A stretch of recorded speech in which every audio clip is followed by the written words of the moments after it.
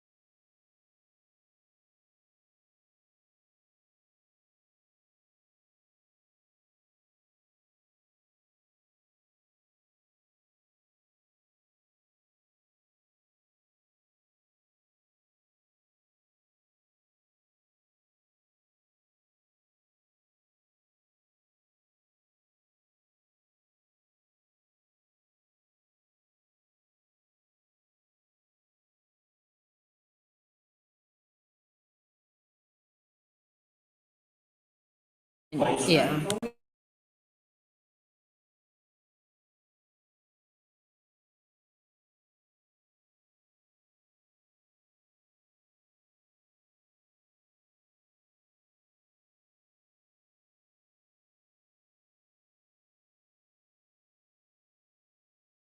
Call a meeting to order, and have 4 members of the select board here, and Eliza Jane is absent but listening online. So the first item on the agenda is public comments for items not on the agenda for discussion, not action. Anybody? Okay, moving on. Number 3, town reports. All right, good evening, everybody. A few things worth mentioning. So once again, I started with every meeting. Planning board is still in need of 2 board members. Board of Adjustment and Appeals is in need of 1.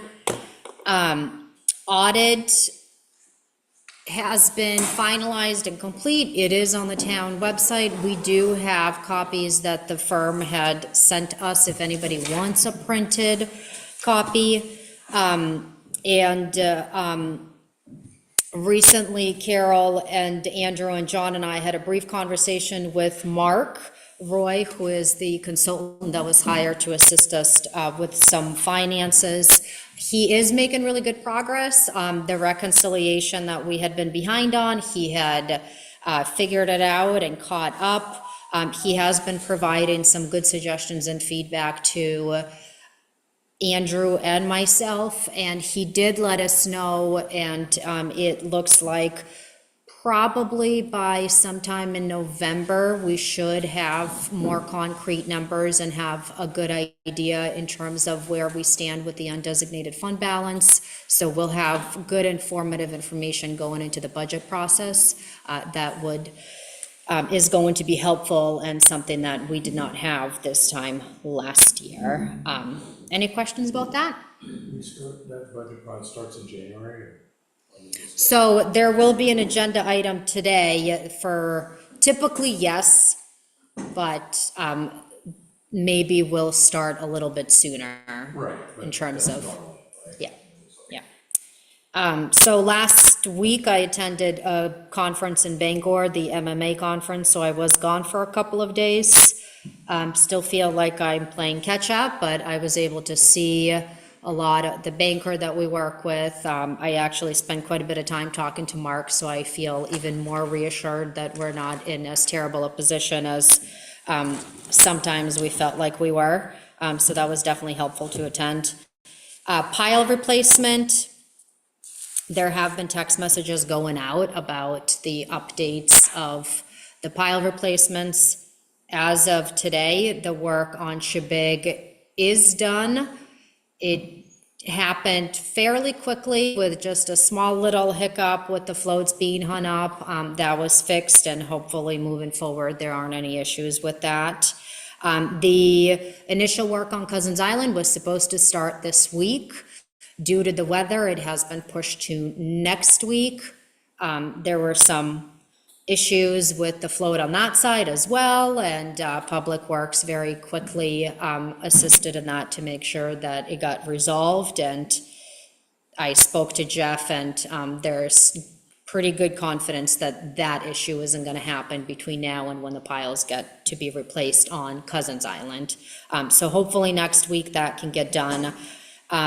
As far as the piles down at Chandler's, that is a project that is coordinated by DOT. Initially, we were told that the project was going to be done in November. I spoke to the gentleman that was in charge of the pile replacement part of the project. They have a lot of different people for a lot of different parts of the project. So he said that as of now, the anticipated time frame is going to be between December 1st and December 11th. That does tend to be the time when the fishermen, some of which relocate from the Stone Pier into Chandler's Cove. So out of all these pile replacements, that might be the most inconvenient, where we'll be impacting people who won't have other forms of or areas to tie up. So we'll just have to kind of play it by ear and see what the situation is like, whether they tie up and go into Stone Pier, or whether we try to see how we can work with the fishermen to make sure that we're not inconveniencing any of the fishermen who are working in the wintertime. by not having an ability for them for a week to 10 days to be able to tie up an outboard down at Chandler's. But once we get closer to that, we'll make sure that the harbor master and Public Works communicates properly with the fishermen utilizing. It's not going to be a large number, but it's still a few of them that are working in the winter months that we don't want to make it any more inconvenient and difficult than it already can be. So we'll try to make sure that we verbalize that ahead of time as much as possible. Any questions about that? So facilitation, discussion. So I'm not going to read the whole thing, but basically there is kind of two different parts in here, and I am going to let Loren speak to the part about the Shore Up grant and having somebody come here from Island Institute to work. But prior to that, I just want to let you know that we had contacted with GP Cog to try to have them assist us through facilitating conversations with the residents at Bennett's and the residents at South Shore Drive. We have received some proposals from them. We are just going to double check with the attorney to make sure that things align before that information is brought to you for a discussion, and ultimately asking for fund allocation to cover the costs of that. So hopefully in the next meeting or two, that's something that will be brought to your attention. So I'm gonna turn it over to Loren, and I'm going to have her explain a little bit about applying for the climate planning grant, and then the Shore Up, the Shore Corps program is going to be, there will be an agenda item later on that will go into detail more about that.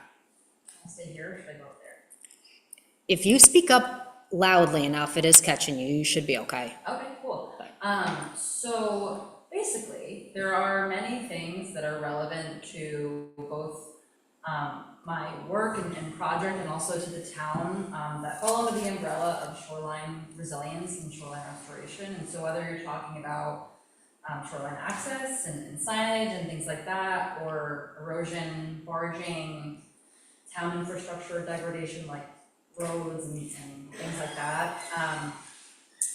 And you know, these issues are different, but they all have, you know, the shoreline in common. And so I was thinking that it could be potentially a good thing to consider applying for a grant from the Island Institute under the sort of major umbrella of shoreline resilience, where we could use the funds to, you know, pay for things like facilitators to support some conversations with property owners, but also to support with things like signage for shoreline access stuff, and also potentially you know, some nature-based strategies that I'll talk about a little bit more when we get to that agenda item. But these grants can get up to $10,000, and I would be, you know, supported by the Island Institute in applying for one. And so if it's something that, you know, the select board and the town would think is appropriate, I can start that process and be able to kind of check off a few different related things with those funds. Karen. Yeah, the climate action team did go to Shore Up grant a couple of years ago to install a tide gauge. And that's been, we have to take it out while they're working on cameras, but we have a permanent tide gauge there. But the other thing, they've had a couple projects, so they've received a sand dune grant from the state. And so one of the things the last time we talked about it, they were interested in was potentially supplementing some of that. Like, one of the property owners had suggested, well, what about maybe, you know, purchasing some plants that are native and good for, you know, erosion control, and kind of offering them to people at a discount or for free or something. So I think the climate action team had some ideas. So I think if you can maybe come to one of the meetings, we could talk about what they were considering. And I think it was really just to supplement, and some of it is signage that so that grant included signage for Chandler's Beach and Jenks Road. And so I think it might be, we should probably have a conversation so we can kind of work together on that. But I do think that's a good use of the grant monies, and if it's something you can apply for generally and you can figure out what tasks we do with it, then, I would go ahead. And, the last one, they actually gave, I think it was the climate action team that received the grant, but it doesn't matter for us. But they're simple applications, which is nice.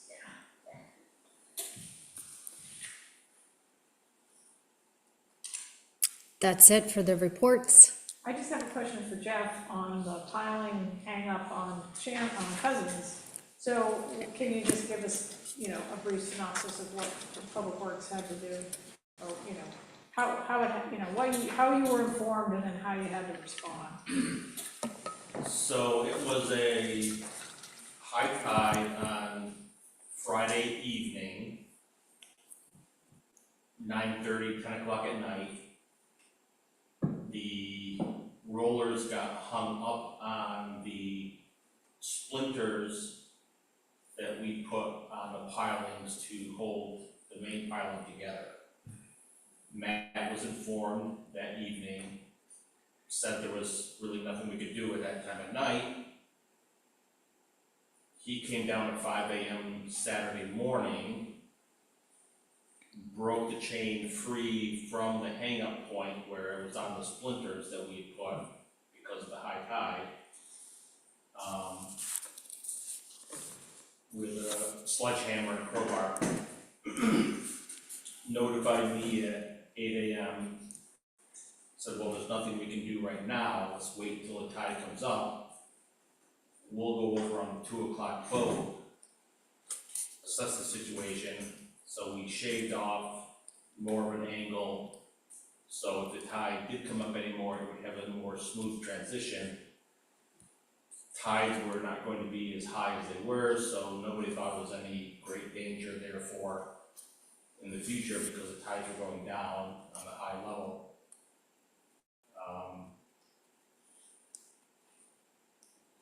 So we made it almost 2 days prior to them starting work on Stone Pier, Cousins, with Waypoint instructors.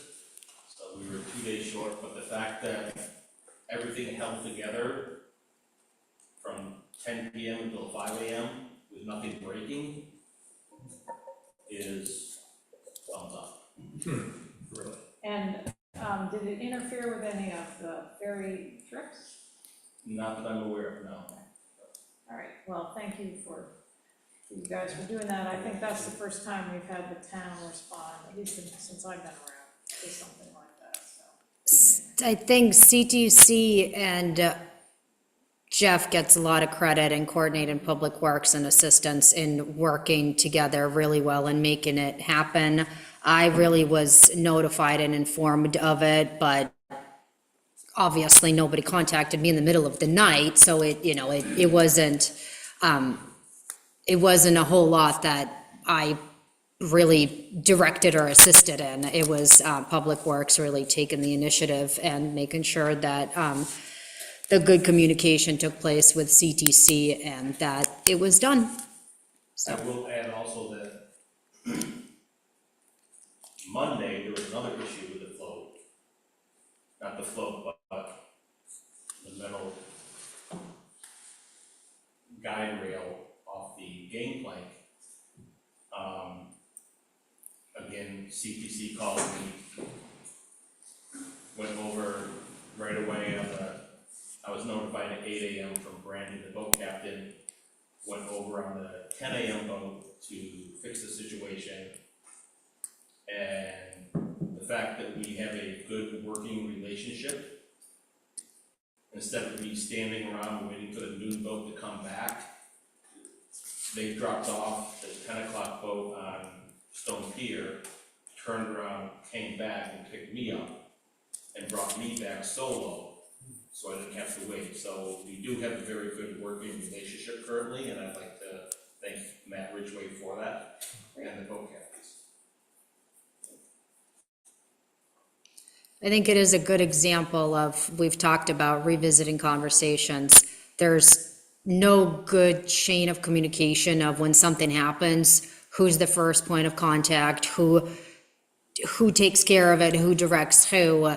Luckily, like Jeff said, seems to be a good chain of communication now that it's done, but it's definitely a learning curve and maybe setting up a better chain of communication between the two entities. So when something like that happens, the captains aren't in more or less panic mode trying to figure out who in the town they contact, and they know who to contact and then who contacts who and so forth. So I think that's an opportunity for discussion as we start having more communications with them in the future.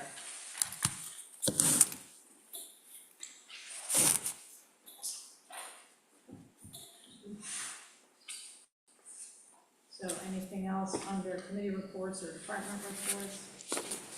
Nope, the next meeting I should have, with it being the first meeting of the month, I should have the reports from the different departments. Yeah, and I just want to say though, in our October meeting, we didn't have a harbor master report or a code enforcement officer report. Correct. And so I would ask that they supply a report for the next meeting. If you want me to send an email, I'm happy to, or if you want to. The code enforcement officer does know that a report is expected for the next meeting. Okay, and same with the harbor master. Okay. Especially given all that's going on. Okay. So any questions or comments on the town administrator's report or anything that we've discussed so far, guys? Okay, so we'll move on to regular business, and the first item under regular business, 2581, is to hear the finance committee recommendations for the capital planning process for the fiscal year 27 budget. And there was a summary in our packet that the finance committee put together on the capital planning process. So John, are you going to? Sure. So the summary in the packet should have been marked draft, and I apologize for that. The finance committee meets on Friday, and we're gonna go through this in detail and tweak it and change it, whatever. But the finance committee got started in January, and a lot of what we did in the first 4 months was to work on a master asset schedule, sit down with departments and figure out what the replacement cycles were for key pieces of equipment, capital equipment, et cetera. And so the finance committee didn't have any recommendations on funding for the capital reserve accounts until April timeframe. That was very late in the budgeting process. So this document attempts to take the work that the finance committee did earlier this year and move that responsibility to the departments to update capital replacement plans. And if they intend to purchase something, a capital asset, between December and the fiscal year we're budgeting for, to fill out a capital request form. And that kind of ties things together.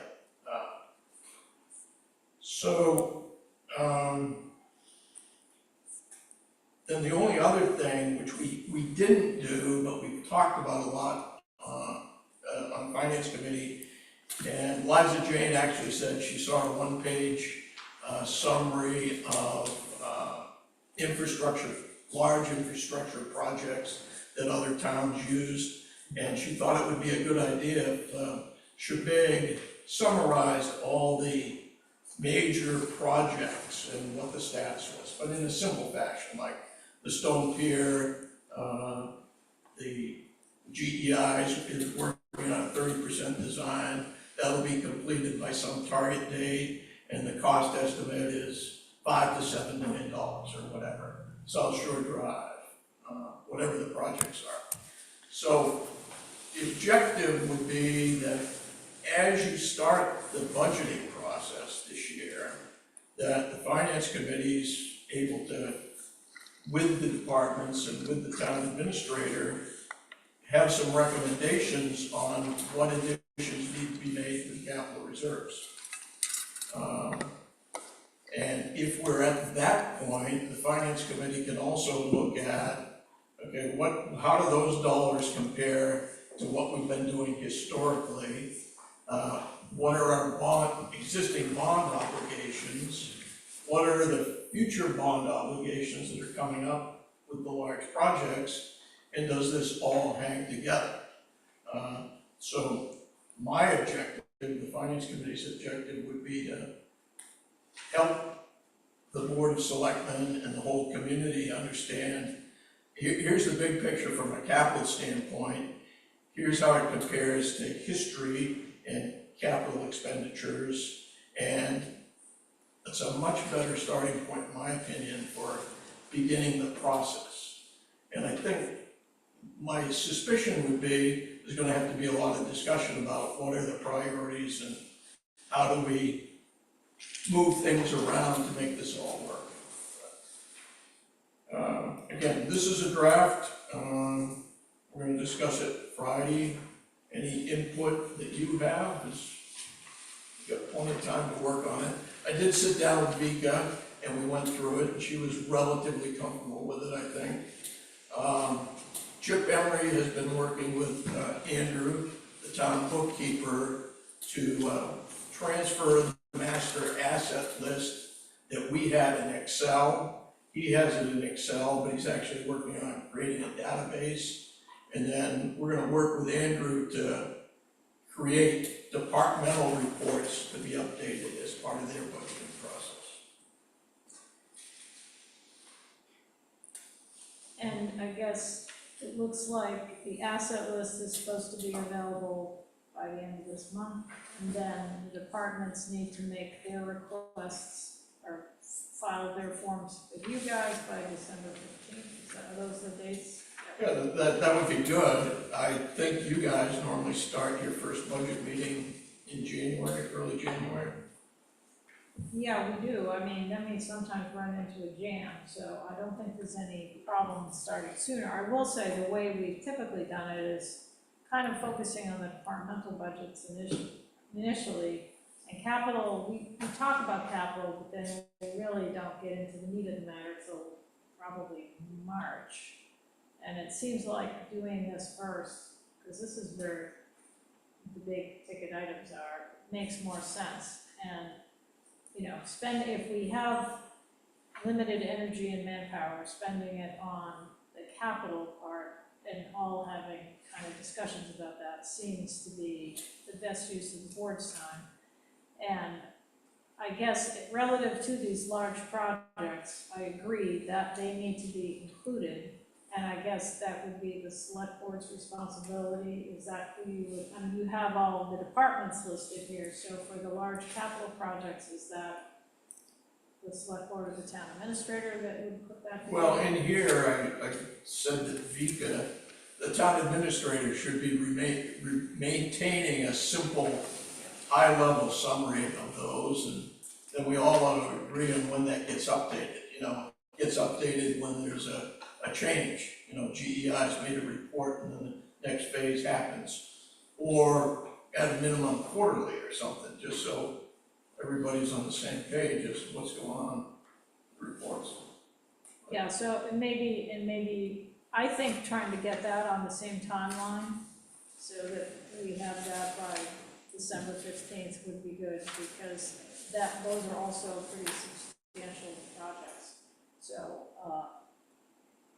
and what we can implement in the next fiscal year would depend on priorities and available funding and that sort of thing. So anyway, this seems like to me, it seems like a great approach. And I personally like the fact that there's sort of a documentation about requests for capital improvements, because we've definitely run into a challenge where people will say, well, that was in the capital plan, or that was, I asked for that 5 years ago, and, but we don't have any record, and we're already, I mean, it's hard to keep track of these things unless there's some paper format or, digital format where we're keeping track. And that also lets us see what we've done over time. So I think that's a good approach. Yeah, and when there's new capital, I think it will be helpful too, like within the last month, public safety said the town needs a boat. So I actually forwarded that form to Ralph and Doug and said, well, this would be a good start, try this form. So they're working on that. And I think it's helpful to have things like year needed, expected useful life, so that as the select board, we can sort of prioritize, that helps us understand what priority should be with that much information. So anyway, I guess, any more questions for John? I was just wondering, so I heard you mention going from Excel to a database that Andrew was working on. Are you anticipating, for example, say the fire department puts in for both, they send this form in that comes into the town administrator, that he or someone there will be maintaining a database of these items that can be collated however we need to generate reports, or what's sort of the vision for that? Yeah, I don't have a vision for the database. Andrew and probably Chip have a vision for the database. I think Andrew thinks it's the most efficient way to generate the asset listings for the department. For sure, but it'd be really helpful too if we could do it for some of the projected, a lot of these items in a way that we could, generate, like say we wanted to look 2 years down the road, and there are projects we know that are going there, that would actually be able to generate those kind of reports, and so we can be anticipating things. Right. Yeah, and I think that needs to be a role of the finance committee, is to be looking 2 to 5 years out, when we've got all this data, to say, well, we gotta smooth this out. We're not gonna be able to, in year 3, Right. do $3 million in capital. How does that get smoothed out? Right. Sometimes you need to defer the capital purchases to, Right. a part might request for next year, but right, because of everything else. So having that all centralized in a way we can really analyze it would be great. And Vika earlier mentioned that with the accounting consultant, that we should have an estimate of the undesignated fund balance. And that will be very helpful up front, because we've, if we hadn't been able to use the undesignated fund balance the last 2 or 3 years, real estate taxes would have gone up 5 or 6% more than they did. So it's very important to understand what's available there. No, I think this is good. Does the public have any comments or questions? I have a question about the form, or not the form, it's really part of the process, but funding sources. Yeah. Do you see that as the department's responsibility to research funding sources like grants and other funding? That's a good question, and that would be something we're gonna discuss Friday, is this form sufficient, and what's all that mean, and who does it? Okay. But, good point, if the departments know about grants, we ought to make sure that that gets onto the form. If we're thinking reserve accounts versus bonding, then maybe that's the finance committee is helping massage that. But I do agree with her, and that's went through my mind, that, some of even the town projects, the construction projects, may have some potential funding sources, so it would be good to know what they are and what the magnitude might be, so that, like, for example, the stone pier, it's unlikely to get that fully funded, so how much could, like, there's an infrastructure grant program that's up to $2 million, so that could be sort of in the, at least listed as a potential source. And then for the fire department, there have historically been a number of grants through Homeland Security, and then, for example, Coastal Waters has, utilized the, whatever it is, the float, what's that program? Submerged lands. Whatever, so, and that's almost a guarantee, that one, it has. Yeah, they love it. It's not a lot. Yeah, but it buys a float every year, which is, so, and it's like crazy not to access those. So I do think funding sources, and it could be that we start with the departments, and if they don't know, then we assign somebody to do some research. And we've actually had some volunteers, you know, who've expressed interest in doing that if we had a specific project that needed funding. So not just funding in general, but like, okay, fire department, fire truck, you know, that kind of thing. So anyway, I think this is good, and I actually think this is probably one of the most important parts of the budget process. And also, I think having documentation on the request that gives us some information about why it's needed and the whole timeline is pretty important. So, because I do think we're gonna run into more requests than we can afford. Right. In a big way that we haven't seen before.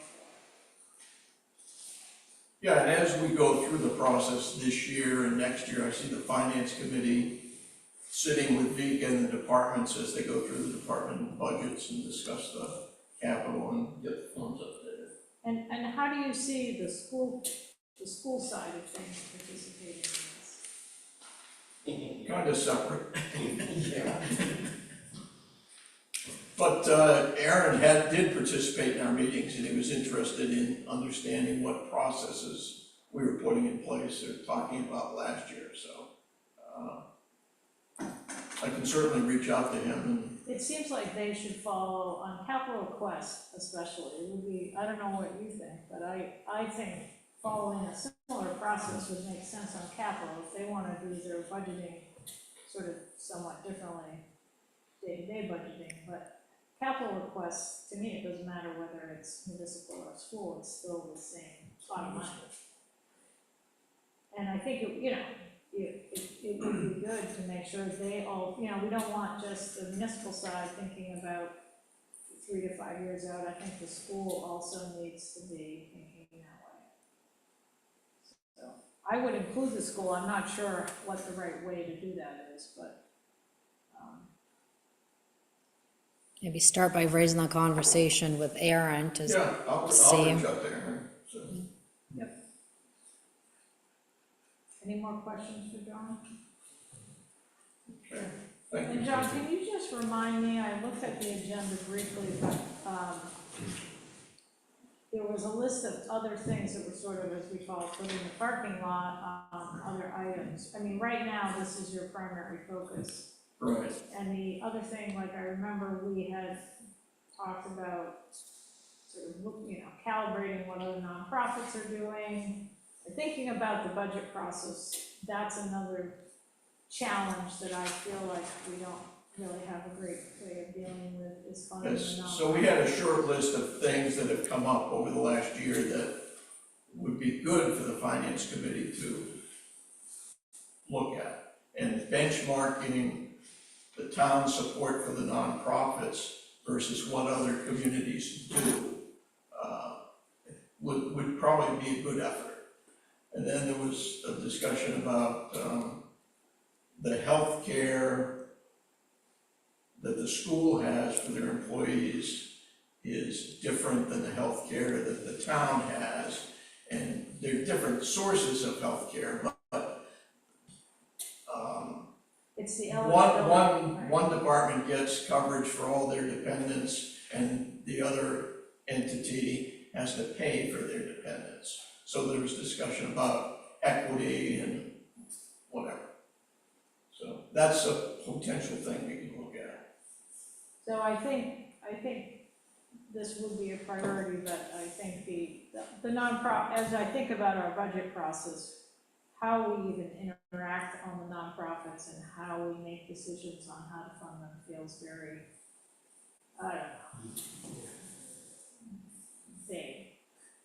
And I'm not sure having all nonprofits come and report to us is really the issue. I think it's coming up with something that's reasonable and fair given all the other expenses we have in town. So I think that, personally, I think it would be good if the finance committee could look into that too.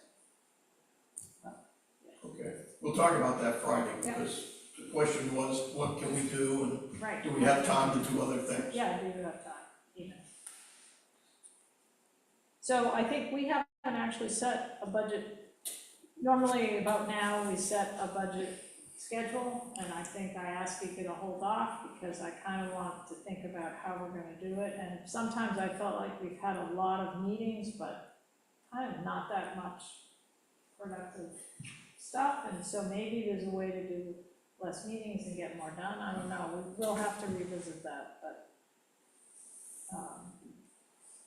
we can see. All right. Any other questions? No, just John, are you anticipating at your subsequent meeting or meetings, sort of proposing some timelines for when departments would need to put in a request? Well, there is a timeline in here, December 15th. that their request would be in by, before your first budget meeting, I think is Yeah. what it says. Yeah, so historically, the budget process, at least in the time that I've done it, which I think this is gonna be the fourth or fifth budget, wow. So, the process that I've gone through from the way that I was told it had been in the past was, that the budget process started in January when the first draft was delivered to the select board. Prior to that, what I've done the last 3 years pretty consistently is I would reach out to the department heads, to however they existed, and set up a meeting and talked kind of through a little bit more detail, more line by line. Does this number needs to change? Does equipment maintenance need to go up or down? Road materials, things like that. And then compiled that information, typically in a one-page summary, and brought that information to the select board with the proposed numbers. I think the discussion about the departmental budget process and it taking longer, from what I've noticed, has been because it's been presented at the very beginning. Initially, my first, I think, budget process, there was a little bit more scrutinizing line by line. Then it got easier, where there was little to no changes until we got towards the end of the budget process. And the realization was that there are some areas that needed to be cut back. So then that inevitably forced to revisit the departments.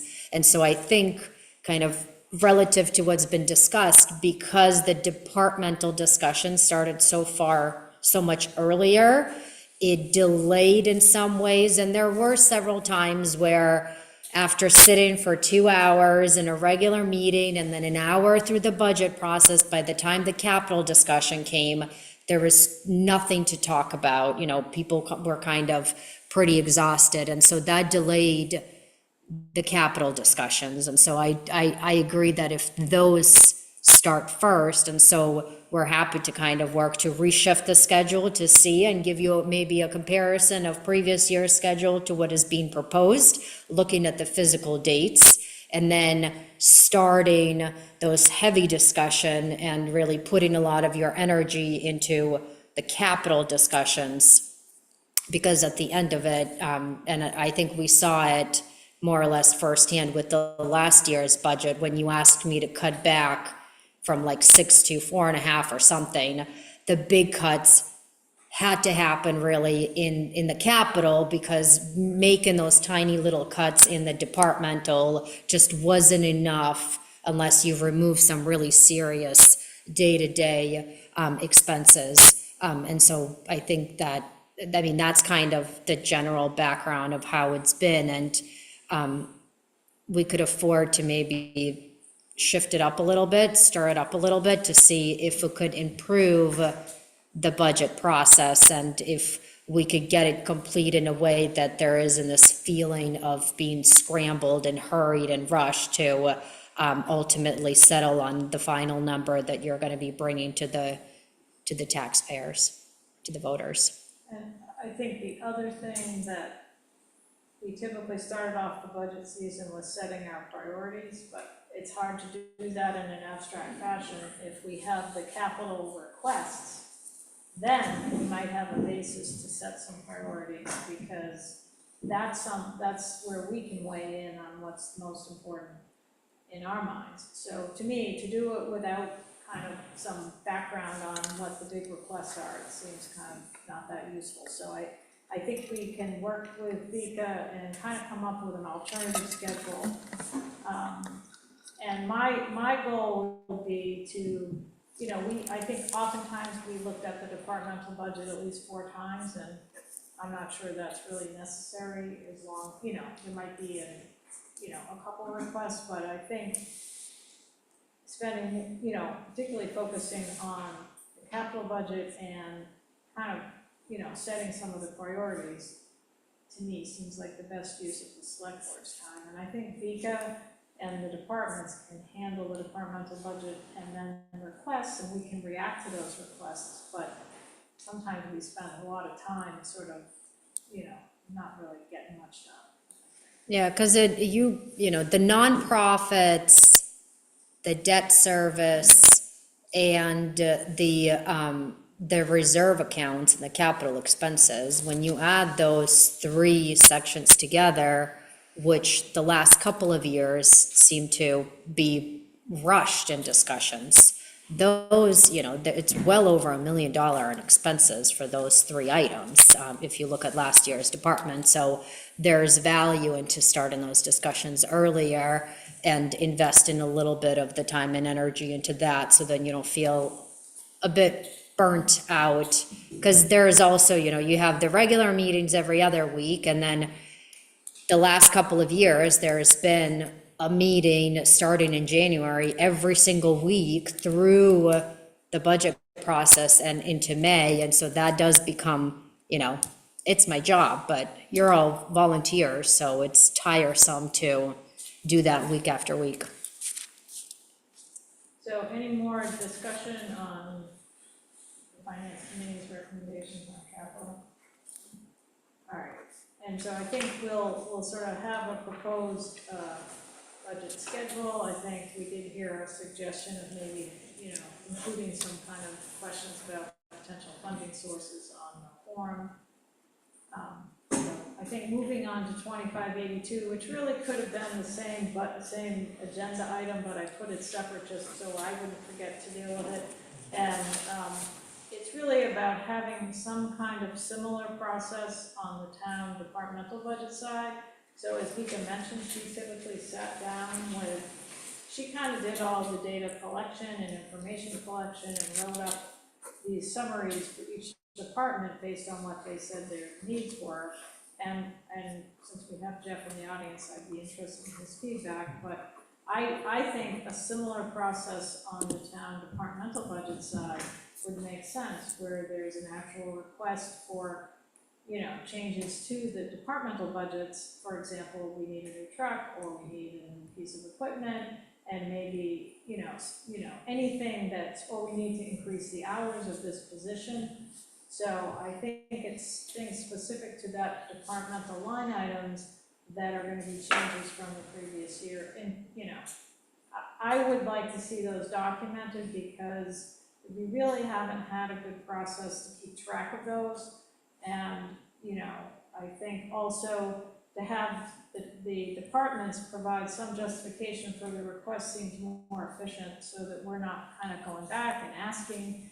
And it also, I don't think Vika should be tasked with, you know, going around and talking to each of them, each department, given that they're gonna have to do the capital anyway. I think it would be good for them to do the same with the operational budget, and in the same kind of format, maybe a slightly different form. Other towns do it that way. And, you know, that way it's coming out of the departments, not to say that Vika won't review them and ask some questions and maybe say, yes, you know, go back to the drawing board on this, you know, that's sort of between Vika and the departments, but what comes forward is really the department's request. So I just was curious what people thought about that, because in the past, what we're usually dealing with are some notes in the margin on the estimate, you know, on the proposed budget, and that's usually all we have. It's like, you know, new tractor, or, you know, increased hours for this, or a new position, a stipend position. So I kind of, you know, and we are talking about, you know, what if we have to beef up parking enforcement? So it would be good to sort of acknowledge that's something we want to do and kind of have a process and documentation for why we think we need it, not just for us, but for the public. So do the department, because you mentioned operational budget, so the operational budget's operational, and then there's a capital, capital request, right? And then I assume if there's, I don't know how it's set up right now, but say there was a capital purchase in the prior year and it's being paid off, and that falls back into the operational budget? Not typically, I don't think. What I would say is, what if we bought, I'd say more commonly, it would be, for example, Jeff needs to purchase so many yards of gravel because it's the plan, and that might be different than the previous year, and it's really those kinds of changes, like materials, or we've definitely modified positions in terms of hours and things like that, so like the code enforcement position, we had some big changes to that. And we know that, but it's pretty hard to find that historically, Okay, and so, why. so the departments then will submit both operational budget Right. or request for changes as necessary, and separately, a capital request budget. I just think it's good to track both. and Yeah, it would sure. be hard for people to recover some of those changes from prior budgets, because it's kind of in the budget process that we know about it, and there's little notes about it, but by the time we adopt the final budget, it sort of vaporizes. So, and I think it's, and it's also in terms of sort of overall operational budget creep, then we're paying a little bit more attention to that, so. But I think, it always feels like we can use more, and so again, that also becomes the select board sort of saying, okay, well, what's the priorities here? Does everybody need all these things, or should we hold off on 2 of them or something like that? But if I had that information in front of me, kind of collectively, I think it would be an easier decision-making process. I was curious, Jeff, what you think about that as a department head. As long as I'm made aware of what's expected of me to put in a report in a timely manner, I can provide that information. I'm happy to do that. An example, we're constantly repairing backhoes. So how much time and effort and equipment costs are put into repairing a backhoe with our equipment budget repair versus capital planning, we need to plan for a new backhoe. So those two are interrelated, but a separate request, so to speak. We need to up our equipment repair to 25,000 because we're spending all this money every year fixing them. But okay, a capital plan, we need to plan for the future, that we need to buy a new backhoe at $100,000. So that gives you the information of why we're requesting this and why we're requesting this. Both increases because we're constantly fixing it, and it's old. But in a subsequent year, you may have a reduction in the operational side because you bought the new piece of equipment. Correct. And that's something we could at least anticipate. And, on public work, then it's, waterfront infrastructure, same kinds of things, like, maybe there's some investments that need to be made, who knows? I think road materials is another thing that, I don't usually have a good handle on, but maybe coming into the next fiscal year, Public Works can estimate what they wanna do, and then we know. Right, it's a whole big picture, as I've spoken with Coastal Waters Commission. The plan to replace all the floats ends in 3 years. 100 years. They'll all be, brand new by then. Okay, so then do we start the cycle with pilots, capital improvement? We have a relationship with new vendor. So do we set a plan for worn piling replacements, 3 or 4 a year, and start that capital plan? So then float maintenance maybe, or marine maintenance, however it is in the line item, goes up a little bit. does the capital plan cover that pile replacement, and such, so it's all interrelated, as you said, but it's two separate categories. But I think particularly the example you gave where we can spend a certain amount of money operational every year, or we could potentially make a bigger investment but reduce our operational expenditures. It's hard for me to weigh that without that information. Right. So I think that's a good example. And thinking of, fire department might be the same on those lines, and then transfer station, there might be things, we know that things may be in need of repair, and it's better to budget for it than, have to come up with the money in unanticipated. So. And we list road commission on here as a department, so how, what is our road commission status right now? You're the commissioner, right? I was pointing at you. I am the road commissioner. I know more about roads than I ever thought I would, to be honest. We do have a coordinated meeting. I reached out, so Herb and Mark volunteered themselves, maybe with some pressure, in some sense, to kind of assist me really in the process of making sure that some of the projects that haven't been finished do finish. We do have a gentleman coming out in a few weeks, and the two of them will be participating in that visit. He's the new person that's taken over for the company that we had worked with over the last several years with the plowing. Not plowing, with the paving. He has not been to the island yet, so he's gonna come out, we'll take a drive around the island. Then he does know of the areas that need to be finished, and so he will post that visit, provide us with quotes, and so that information, hopefully in line with us trying to figure out, which I think at this point, and this is a conversation I might need to have more further with Herb and Mark, we might need an engineer to figure out what to do in this area in terms of something that has been held up for several years. And then that information will be incorporated into the budget. But I do think that it is good to have that in the capital process. I'll be the first to admit, I'm probably not the best person to be the road commissioner. It is one of those tasks that inevitably kind of gets pushed back. But there was a great plan about the roads being taken care of and paved. But now that is almost complete, there is really no plan of what to do moving forward. And right now, for me as the road commissioner, it's more on like a reactive basis. And I don't like operating like that, but I also don't have a plan. And I might have the title of the road commissioner, but I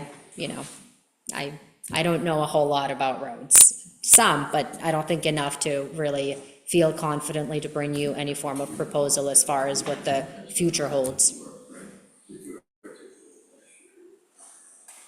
Okay, and I think it's sort of similar on, coastal waters provides a lot of input to public works on the floats, and so it's kind of a joint venture there, but I think sort of making sure, we have a process to include those sort of, I think sometimes it's been sort of peripheral to some of the other planning, so it would be good to have everything in there at once. So any questions on that relative, I don't know how other people feel about having a more formalized process for the departmental budgets too. Yeah, I think it's a great idea.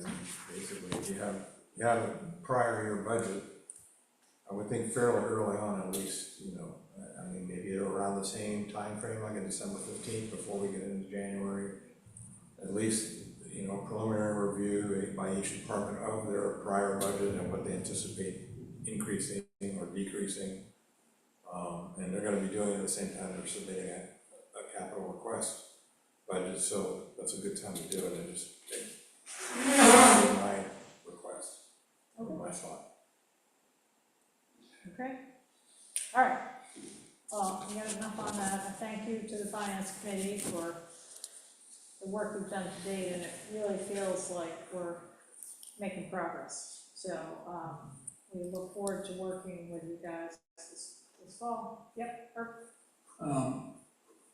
Do we have a consensus and a clear idea of what the criteria is for capital spending versus? No, and that was a question I had. There used to be a number, and I don't remember, like, 7,000. 7,000. That seems a little, I don't know. It's probably a little low at this I point. would- And it was a dollar amount and a life expectancy. Lifespan, yeah. So I would ask the finance committee to kind of consider that, just what they would recommend. Me too. And it might be, a bigger number than it's used to. There might be more criteria too. I mean, the dynamic that's important in that is that if you're really spending capital money in your operations Right. budget, you're gonna artificially inflate the operations budget to the point where next year, when you're using that as an example, it's gonna just keep expanding the operational budget artificially. Right, and also I think some of it is, sort of a lack of discipline on our part to plan. And then the other thing is sometimes we're finding ourselves taking it out of our reserve funds when it wasn't really necessarily planned in the reserve fund. So sort of making sure we're really planning for the expenditures, at least we know are coming. Something like with, Cousins, we did. Pile replacement is a great example, Yeah, Exactly. what we're going through right now with the pile replacement. okay. So moving on to 2583, and this is to hear about the Island Institute Shore Corps program and to discuss the select board's input. So I think Miranda's gonna present on this. Yeah, so the town of Shebig has a pretty cool opportunity to work with the Island Institute Shore Corps Steward. Her name is Emma. Shore Corps Stewards are a project of Maine Conservation Corps. And so what she has done, she's received pretty extensive training from Maine Department of Environmental Protection on their Our Shore principles, which is an acronym that I don't remember, but it's a pretty holistic method of engaging in erosion and shoreline management. And so what Emma will be doing throughout her time with the Island Institute is visiting many different islands in the Casco Bay, and engaging in site assessments throughout the islands to provide recommendations for, a mixture of nature-based strategies like dune plantings and other kinds of sort of green-gray strategies that incorporate nature-based strategies, but also maybe some rocks and things like that. And so I've connected with Emma a couple of times now to give her some local context to Shebig, and I've also done some background research about the island using the Maine Geological Survey's Living Shoreline Decision Support Tool that they've basically mapped out the entire Casco Bay and have a really easy to understand tool that tells you how suitable each shoreline is for nature-based strategies. And so I've gone through primarily the municipally owned rights of ways around the island and have documented what would be sort of the most suitable and most appropriate places for Emma to visit and give us some recommendations. And she'd be able to do this sometime in the fall. I'm connecting with her sometime next week to see what her timeline is. In a more firmer kind of way, but based off of all of the background research that I've done, just using the Maine Geological Survey's tool, it seems like specifically like Hamilton Beach could be a potentially really good candidate for a site assessment to see what Emma believes could be best, but she can also meet with private property owners to see if they would be willing and able to engage in any kind of projects. And she provides recommendations. She's a sort of technical support person. She's not going to have the tools to do the project herself. She'll rather make recommendations. But this, again, going back to what I brought up before, and kind of similar to what you were bringing up to with the climate action team, Carol, we could, use other kinds of funds to execute the recommendations that she makes. But, her services are free, and she can, come out and do, 5 to 7 site assessments, so we could, make a decision about where those are, and I can also, make a plug to private property owners if they would be interested, but it seems like a really cool program, and Emma's great, so, yeah. Thoughts, questions? There was a brief write-up in the packet with some background information, kind of what she just said, and I think the purpose of this agenda item is to see if the select board is in support of it, and if so, what, what that support looks like and what you would like to see from it, and to what level, you want to see this move forward. So, any thoughts from the board? Again, it seems like we have, some assets here available to us to at least do an evaluate, analysis and then go from there. So that sounds a pretty good deal to me. Cool, yeah, I think so too.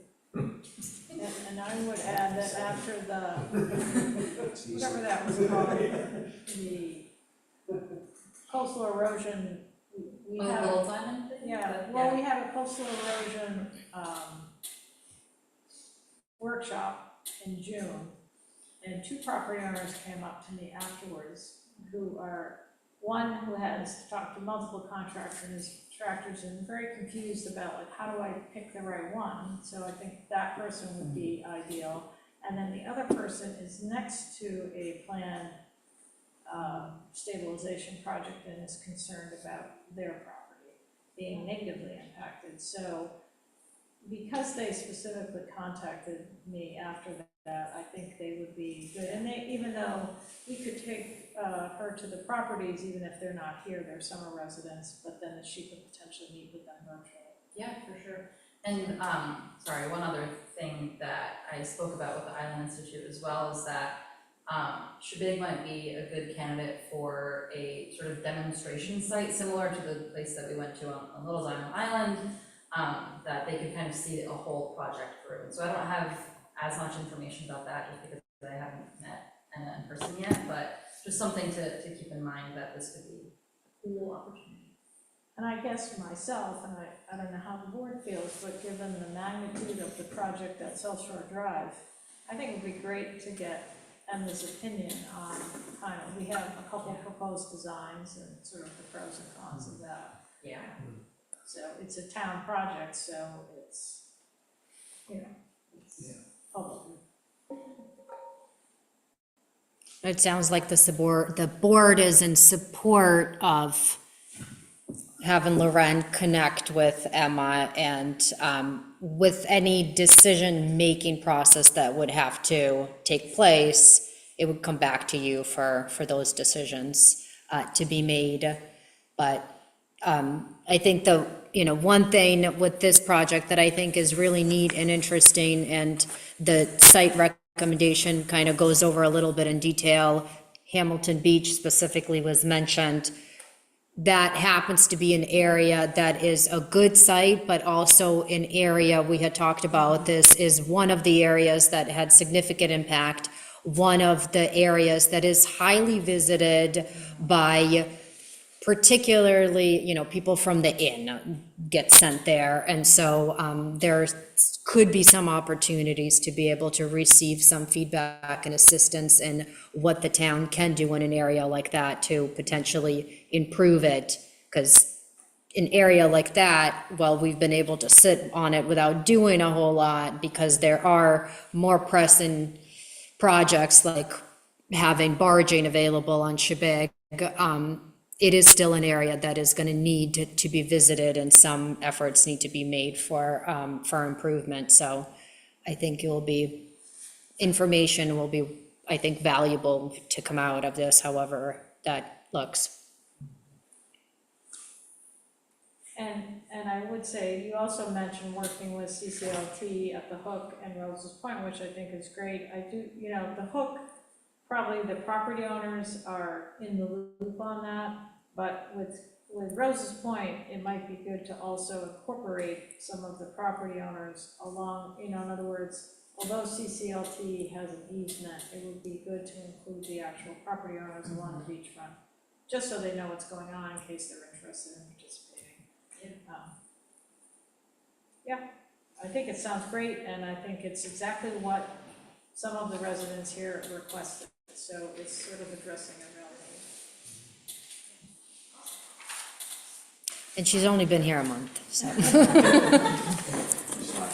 But I think it's a good example towards, the board had really made an effort to go into talking about priorities. Last year, one of the priorities was manpower. We focused on that. We found a way at a very minimal cost to the municipality to get that, and then that is allowing the town to be able to focus on some things that we've more or less had to abandon and sit on because of the lack of power. So I think this is proof that efforts have been made by the board and some of those goal settings, and that hopefully even more work for the public will be physically seen that the effort has been put to actual use.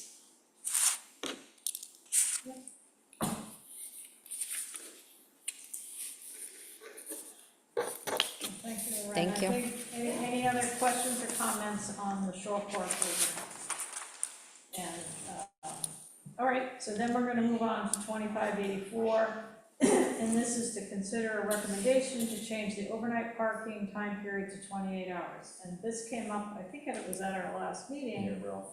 And it was Ralph who made the request, because as from what I understand, and Vika, correct me if I'm wrong, but his shift is long enough that he cannot make it back in 24 hours. And he's not the only one. It's mostly people that, at least that we're aware of, that are in the medical field or the MS field. We know of 3 people who are impacted by it, who work 24-hour shifts. And so I think what I just didn't want to forget to kind of address this, and so the question really is, do we want to consider change? Right now, it's 24 hours, and as someone who just got a parking ticket yesterday, and that isn't why this is on the agenda. Anyway, I wondered, and we have discussed this in the past, the potential to expand the overnight parking to something like 24 hours, maybe in the off season, say now till May, and see what happens. That's one thing. Right now, refresh my memory, Vika, it's resident-only parking.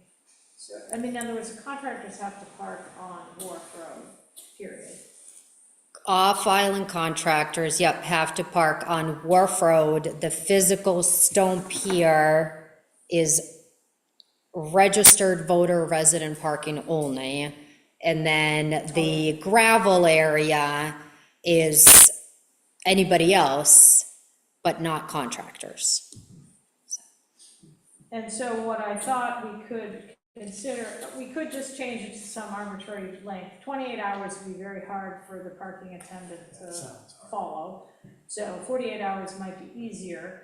I know Long Island changes the time frame in the winter for that reason, because people, because they have less congestion. But I just wanted to throw it out there and see what people think, and I guess what I would consider myself is, could we change it to 48 hours and see how that goes and see if it's a problem. And I would restrict it to just the gravel parking in the head of the pier and not, obviously limit the parking on Wharf Road to 24 hours, keep it the same. Yeah, it seems to me 28 hours would be hard to enforce. 48 would get around it, especially in off-season. But otherwise, why not give these 3 people a sticker? We could do it that way. I think that's the other solution, it's Yeah. just that they Right. could just have a, permit or whatever to to park longer. I mean, the only thing with the 48 hours is we're gonna have cars park over 48 hours. Yeah. Because people will go, oh, well, I can go do an overnight at the hotel and go out and go to concerts and, you know. But it is nice to do. No, I'm not arguing that, I'm just So saying. I do agree that that's sort of the two options. One is to provide special privileges to some subset with a sticker. Then we have to figure out who that is. I mean, is it just emergency medical personnel, or does it include somebody who has a job that they, you know, like, you know, they might have a night job, and so, and they might not be able to get back, or, you know, so I think either way, we have to figure it out. So, David, you have a comment? Yeah, I feel like the historian here. You are. In the first year of our existence as a town, we adopted a 25-hour limit on Stone Wharf. The idea being that if you come in on the boat, and the boat doesn't land until 24 hours after, more than 24 hours after you've left, you could get a ticket. So the whole idea was to make it so that you wouldn't have that danger. And 26 hours, 28 hours rather, seems to make sense. Why we did pass it, actually, but I think what happened is we couldn't find anybody who could make signs that said 25 hours. Or we were unable to come up with the money to pay for specific signs. So whether it's 24, well, you're saying maybe make it 48 hours. So 48, if it's gonna be 48, it might as well be 50. Because I'm serious about that. When the boat lands, theoretically, you're gonna land in trouble. So I'm supportive of doing either 28 or 40 or 50 hours. And what did we tell the Commons they could do? So the Commons in Kids Place have the ability to do 48-hour parking. What we've done is we've given them little signs to put in their dashboard, and that gives them the ability to park for 48 hours. And then after that, if it's more than that, then they're responsible for making sure the car gets moved. And so I've communicated with both of them. They are aware. I mean, more or less really for something like the Kids Place, if it's in extended weekend, like the weekend we just had, there was no school, no daycare on Monday, and so it essentially the car would sit there for 3 or 4 days potentially. This way, it does put some responsibility on them that if it's going to be more than just a couple of days, that they move it, and they're, you know, they're making it work. I just think the 48 hours is a little problematic. I mean, people will obviously take advantage of it, and I mean, I would love to have that, because that's been a dilemma sometimes for us when we've been away. But on the other hand, that we have to recognize that we're gonna lose available parking for people that are away doing whatever, when, you know, like if they were gonna be gone longer than 24, they'd make provision under taxi or some other way to get to the boat and get back from the boat and leave their car at home.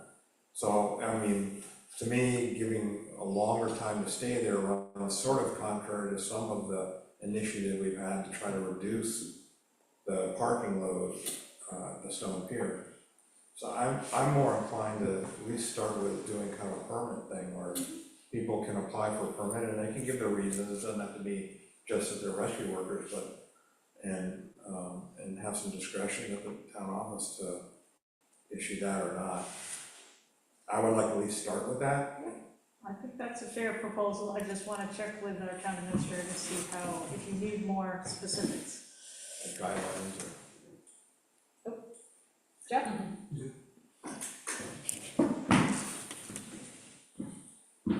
So you also have to think about Chandler's. You have to give them the same permitting parking down there that's gonna be in one place as in the other place. If you did make signs, we probably need 5 signs that would change, which is probably $1,000. So a permitting process seems more logical versus spending $11,000, and the man hours to change everything out. So that would be my input, and then just questioning whether it's Stone Pier and Chandler's also. Yeah, and I guess I don't feel compelled to do it in both locations, but we could, but I Yeah. think the point that this is a less costly option and, to attempt, and I think it's been brought up by somebody who's, trying to do their job, so I think, maybe trying it this way and seeing what happens. I just wanna get some feedback from Vika about, do you need anything more specific in terms of criteria from the board? So, question and a comment. Comment, I think, with the beauty of the ordinance, you could change it as many times as you want and in every meeting, and so, Pretty much are. it's the one ordinance you have the ability, you could have it just kind of like public comments, it could be on every agenda if you want. But Chandler's and the Stone Pier, well, it does make sense to kind of be fair to both. It does break down in the ordinance, so you could be as specific for one and as limited to the other. That is completely at the discretion of the select board. So there is that flexibility. The question that I have is, do you as a board want to, it was Ralph that brought it up, I can do one of two things. I can put some language in the ordinance and we have that at the next meeting and you adopt that, so it's more transparent and in line with everything else, which I think would be the proper way to go. Or I can, talk to Ralph and see if he is asking for this. I mean, I know of 3 people who work 24-hour shifts, and it was due to the fact that I asked this question. My husband, who was doing the parking attendant, who learned this through doing it. And so I can talk to Ralph, I can find out what the numbers of those people are, and kind of through their suggestions, put something in the language and bring it back to the board for discussion and adoption. And I guess that's a question I have for the board. Are we talking about people who have work-related kind of conflicts with the 24-hour parking? Or is this someone who wants to go skiing for the weekend and, has a ski chalet and can't get back in 24 hours? I think there's not, to me, the criteria have to be significant need, such as employment, but also, say somebody who's, caring for a family member's cancer and they're spending a lot of time at the hospitals, whatever. I think we should leave some latitude to issue those permits based on a demonstrated need. And I don't know that we have to spell out every single one, because there'll be someone that'll come up that we didn't think of, but I'd rather leave that a little bit open. And just in the ordinance, we just say that for those who have a demonstrated need, such as, we'll give a couple examples, they may apply for a special permit for extended parking hours at the town office, and I don't know, that's my thoughts. David? I would be opposed to that approach because I don't think, I think it's putting too much of a burden on the population to have to go through the process of signing up for the extended parking, if that's what it would take. And I think it is more of a situational thing. I have to go and I can't get back until the 10 o'clock vote tomorrow. I hope I don't have to worry about getting a ticket on my car. And I don't think, as I said, I just don't think adding a level of complexity is worth it here.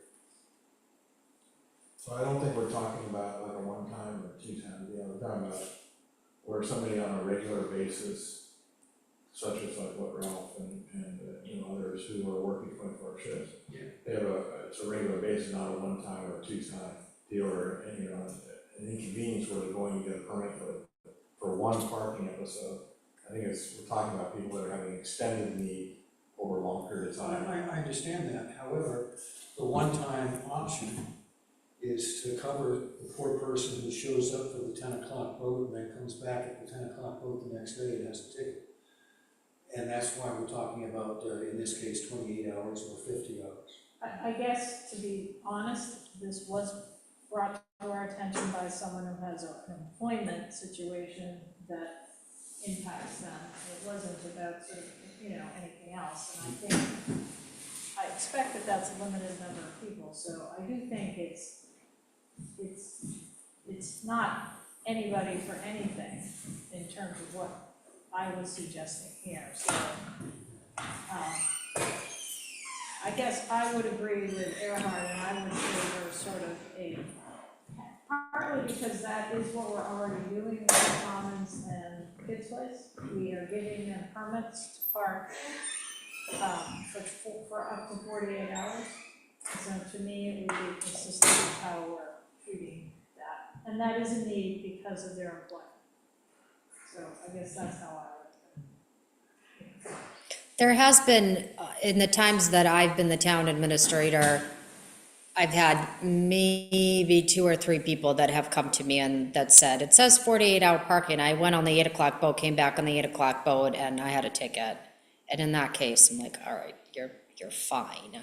Very rarely is that happens. I mean, I probably put money on it that 95% of the tickets that we get are repeat offenders.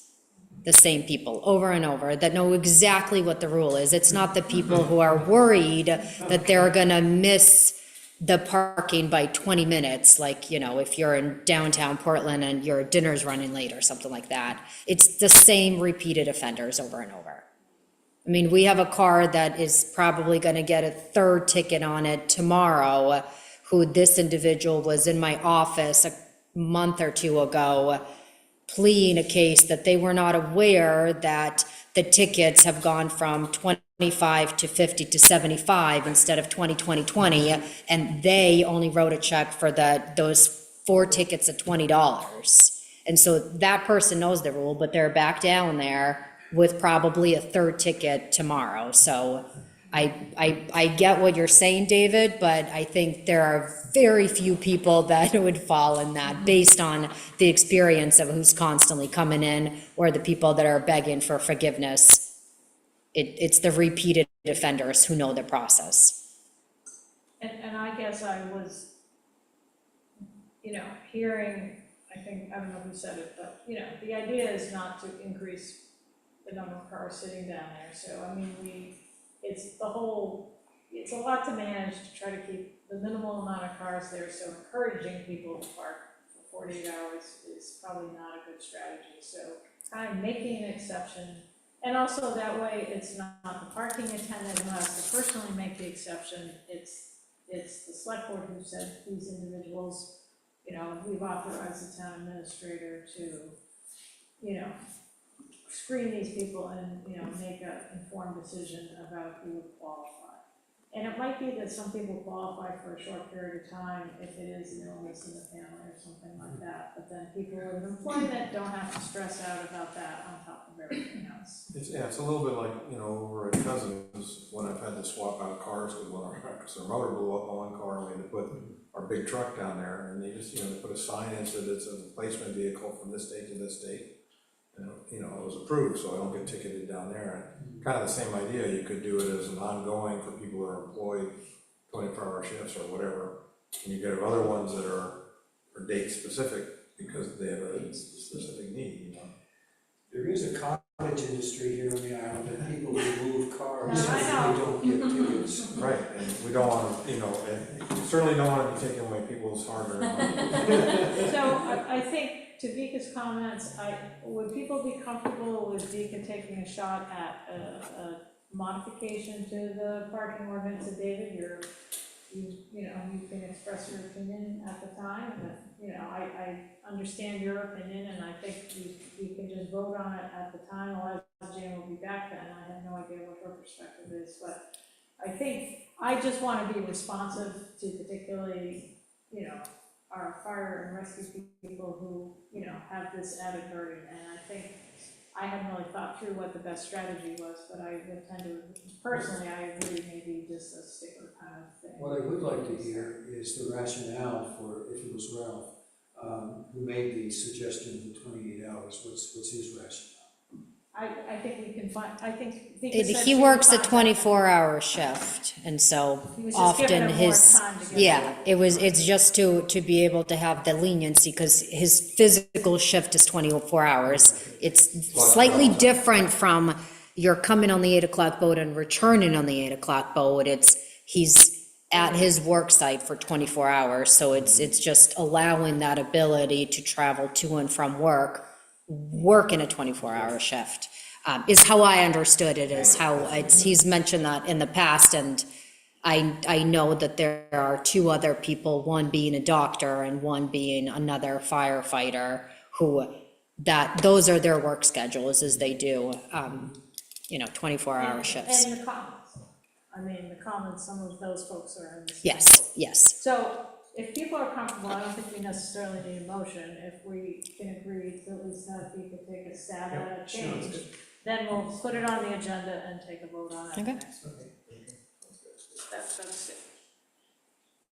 All right. Any other comments then on that, on the parking? All right. Next is other business, and I'll start with you, Vika. Did you have anything under other business? I have, several different things, and they can either kind of fall under other business or communication, none of which really are gonna need your motion at this point. But some definitely conversations for the future. So there was there's been some communications between Matt Ridgway and I relative to the CTC reserve account. The money that CTC has historically put, couple $1,000s a year. The town does have a discrepancy from what CTC thinks they have in there, that they've sent to the town, and what the town has. There was also a question raised. They're doing some work, which most of you probably received the text message in a couple of weeks, and so the question was raised about maybe not potentially for this work, but for future work. Once again, bringing those conversations back in terms of figuring out what things are used for, and having a better understanding. So this is a discussion that I think will continue, and possibly in the future will be some form maybe of an agenda item for allocating some funds if we're to be asked from CTC, because that particular reserve account, I can't pull any money out of it without having a motion from the select board authorizing me to do so. And then there is also a meeting that has been set up in November between the joint standing committee, Shabig committee, and the CTC committee, to start some of these conversations that have started. So that's one thing. I guess I'll just go through the few things that I have. So Spurwick sent a notification to the town. Over the last year, they served one individual on Shabig with mental health services, and that provided the individual with care valued at $8,900. Spurwick is a program that provides such services in Portland. And so this letter was saying that your investment in mental health services will provide access to care for all who need it, and that they're hoping that you will consider donating $1,000 to help continue to provide services to your community. So I'm bringing this to your attention now because this is something that's slightly different that has come to the town. Historically, there are some nonprofits that have asked for money in the past during the budget process. So far, the direction that the town had taken, or the previous boards that had taken, is with agencies such as these, they didn't tend to contribute to. I know there's been like radio shows and places like that have asked things. So I don't know whether you want to have this as an agenda item as a discussion, whether you want to consider it, whether you want me to just respond and say that there aren't funds allocated for this, but your feedback definitely would be helpful. I have a question. So, I mean, did the town initiate the request for services, or was this private? No, this is, so Spurwick is an organization where anybody can go and seek counsel and mental health services. And there's no obligation from the municipality or the town to fund it or contribute it. So I think this is them just simply fundraising and trying to seek funds is how I understand it. And any other thoughts on this? Is it something we want to entertain now, opposed to delay, or just not entertain at all? I don't see how we, as a town, can be entertaining that. It's really up, individuals who want to support those services can certainly do that, including the ones who receive them, but, I don't know, it doesn't seem to be Yeah, for we don't example, have any formal relationship with them, and nor do we request services from them, so. There's a precedent for the town doing anything like this. And that's within the past, through the budget process, when such organizations have asked for money, the select board has taken the direction not to fund such organizations. Lifelight is the closest, even remotely close, that has been funded, but that's, I think, is far more removed than any other organization that has come up, because that's, if the rescue can't go off, they're coming to save you. So I think that's a different example, so. I mean, if I were to give the board the recommendation, my recommendation would be to say, no, the town cannot, but it's you as a board to make that decision and direct me how you want to proceed. we've had these requests as part of budget season in the past, and at least since I've been on the board, we haven't funded any of them. And so I think it's becoming a little more frequent too, just given kind of the whole situation. It's easier to ask for money. So I personally, I'm not inclined to make a contribution. And also, how do we discriminate between one organization than another that might be helping community members? Like, I just wouldn't know how to, how to make Thank you. that. Opening up a can of worms potentially. So unless there's a strong feeling, I would say let's decline. Agree with that. All right, thank you. I received an email, if you recall, Mike Morse was here a couple of weeks ago representing the residents at Waldo Point with the proposal. I did send him the information from FEMA. He did come back and say that based on the information from FEMA, it does appear that their project is possible to be done within the scope of work, and he asked that it be on this agenda item. And so when we set the agenda item, I did respond and let him know that the board has a few other things that are lined up that the board's trying to figure out, like determining how you're gonna proceed with all these projects and how you handled all of them. And then I would let him know, if and when the time comes. And so he did respond back and just asked if, and actually I'll pull it up so I'm speaking more.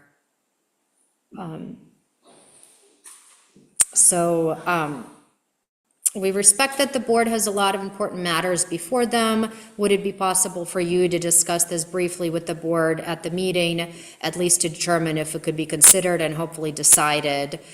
Since the two neighbors are anxious to protect their homes, it's unclear how long they're willing to wait for a response from the board to their very generous offer to the town. If the board's too busy with other matters and are unable to consider this in the relative near future, please let me know that it would be helpful information. So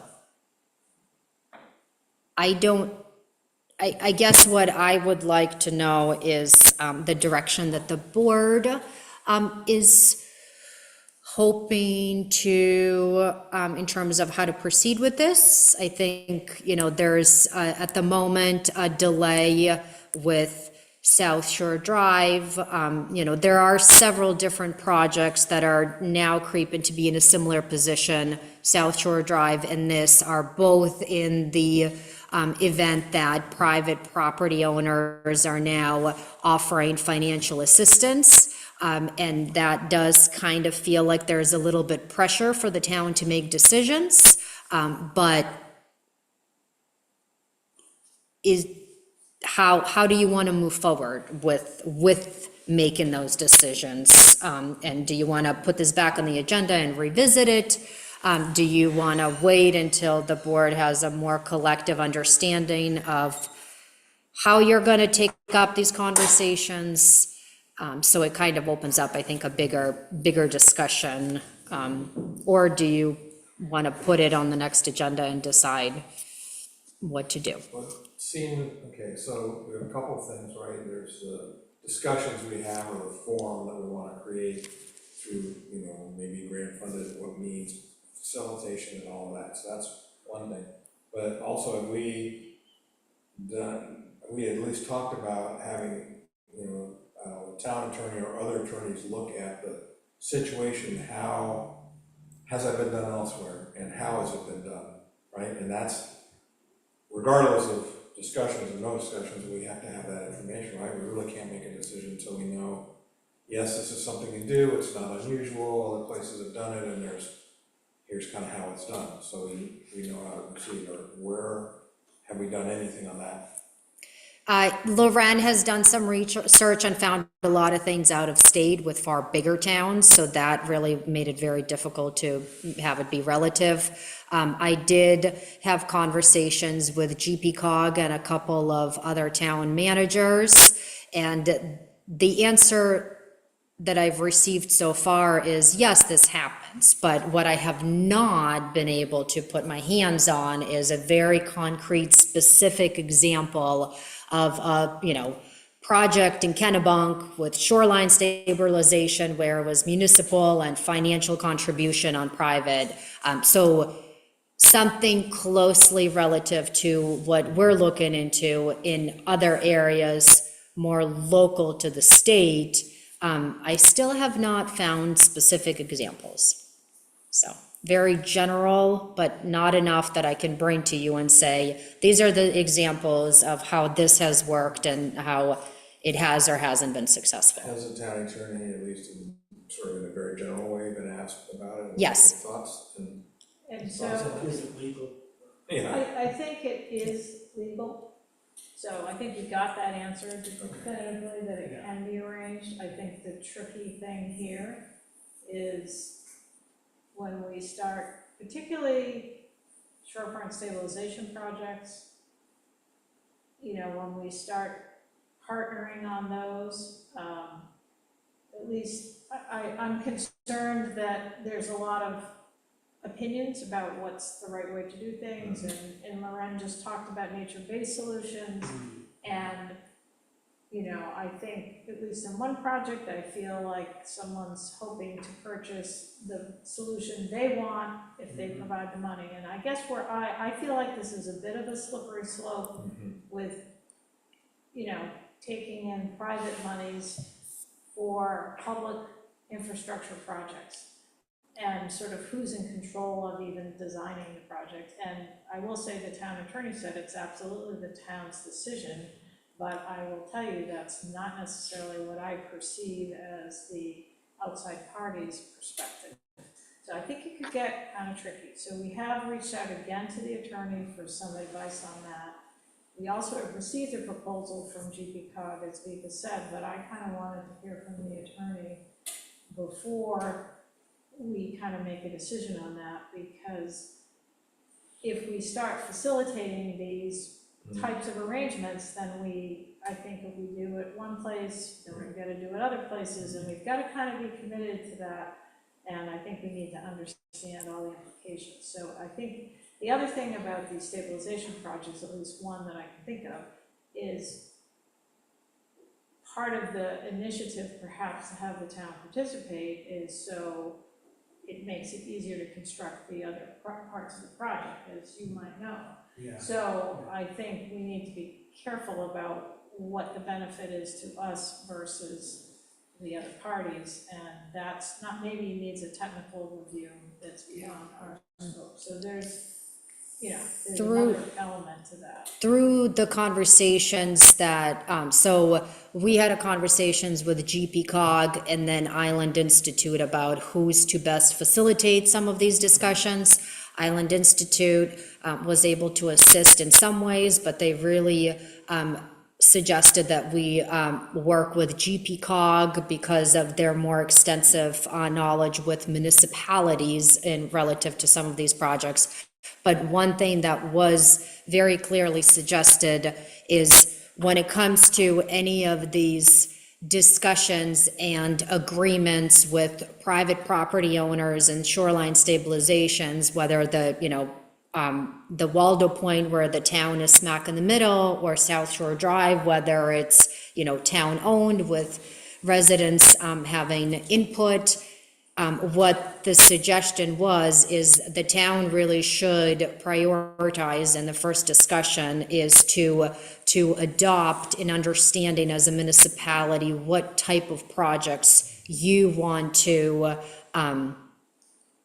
stand behind. So whether it's, nature-based, whether it's all riprap, what collectively does the board support? So when those projects come in, it's easier to more or less siphon through them and figure out what's within the scope of what the town would accept and not. And I think, for me personally, having been through a lot of these discussions, I would feel more comfortable if the board had that as an agenda item and had that discussion. And I've had that conversation briefly with Carol, and I've been trying to figure out a way how we can provide you some information. Loren has been helping try to compile some on the state level, what is the state supporting and adopting? And once that conversation takes place, maybe then it'll be easier to respond to somebody like Mr. Morse. And, I understand that a lot of these residents with winter coming are concerned about their properties, but for me, it's also the municipality and all of the taxpayers that we need to think about. And that's the challenging position to be in. Seems it needs to be a town-led initiative, so whatever we decide is the way to go, riprap or whatever, it's, we guide it and they can contribute. I think I agree with you. I also think that that's not necessarily, I think we have to be careful because I'm not sure all the partners would feel the same way. And so that's really why, Sign off. and how do we pull private property owners, that when there's multiple property owners, how do we manage that decision-making process? So we're seeking some guidance on that. I will say that I think it would be, so the climate action team had sort of come up with, after we had that coastal erosion workshop, which I think everybody went to, they put some of the notes together from that. And, there's the other issue of neighboring properties being negatively impacted by any town project. And how do we, interact with that? So I think maybe a workshop for the board, and maybe if Emma's coming, maybe she helps facilitate that, where we really kind of, try to come to at least some kind of position, because right now, we're responding to these instead of sort of saying this is where we are as a town. And I recall there was a property owner at the last meeting when Mr. Morse came, that had a different perspective about, the stabilization project. And so I think we have to honor all of those opinions and sort of come to someplace as a town. I will say that I'm pretty sure we're really one of the few towns that is getting clobbered by these applications. We have a number of them, and we are gonna go, we've had trouble keeping track, we have so many. And I don't think there are that many other towns in the same circumstance, particularly given our small size. So we do have a meeting with the DEP to kind of understand the number of applications, the scope of the applications, you know, the whole process on the state level, because the state is a separate permitting process and then the local level. And I think then we'll have a better handle on also kind of what we're facing as a community. So my suggestion is, it might not be the next meeting, but maybe next month, we could come back and sort of have a workshop on this, because I think it's a really important issue, and I agree the property owners, you know, deserve a response, but I don't think responding to each project individually is the way to go. And so I think. Well, Yeah, I agree, we need to come up with some general guidelines. I'm just thinking, if town property is at risk, that's one situation. If private property is at risk, and by that I mean losing a house because it's next to the shore, that's a second situation. Then the third situation is neither of the above. I mean, you're losing some of your land, but it's not putting your house at risk or your property at risk. And I'm thinking, you know, if we can try to characterize what the situations are that we can respond to, that would be very helpful. And I don't know if it's just those three, maybe there are others. Well, and also the state has developed this whole our-shore criteria, and we could even just say we're gonna adopt some kind of system like that to evaluate these projects, so that we're using some systematic ways Yeah. to kind of look at them that are scientifically based. That's sort of the whole suitability of the project. The other part of it, and I really do feel like we need some guidance, is how do we, I just don't feel equipped to deal with these kinds of partnership projects where people, you know, might, not even all the parties have the same agenda. Yeah. And so That's the how do we, problem, and too. there's pretty substantial sums of money involved. Yes. So how do we address those? And how do, you know, what's the structure of working with those groups? It's a little different than just a stakeholder group, because they're gonna be contributing funds. And, you know, sometimes people, you know, I just am, and I think you need to be sure it's equitable and fair, and that all parties get to have a voice, and that people don't get bullied into some position by their neighbors or something like that. So that's where and that's where GP cog, I think we will use GP cog. I think I just wanted to get a little more guidance before we do that. Well, I think that all the key points in this conversation we just had could, you know, I mean, I do sort of think Mike has a reasonable expectation to get some kind of response to this letter. And I think some of the points we just made about the things we as a town feel we need to get more information and research on is a legitimate response to him without committing to any kind of timeline. Right. And then they can do what they want to do, you know, but Right. I certainly don't think silence, you know, or just waiting until we get that information is a good strategy in terms of responding to him and those homeowners. And I would say I'm not sure the timeline is as urgent as you might imply, because it has to go through the state permitting process, Right. which is much longer.